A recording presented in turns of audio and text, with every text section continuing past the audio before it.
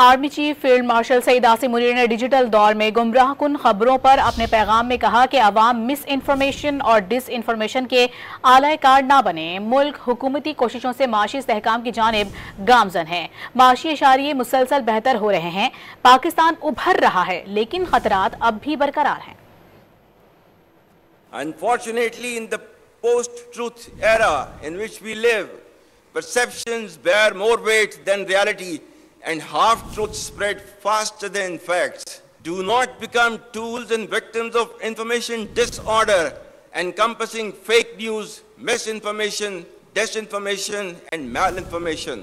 Through relentless efforts of the government, we are now witnessing relative stability with positive economic indicators attracting investments in multiple domains from across the world. Pakistan is destined to rise, inshallah. But remember that our journey is not finished.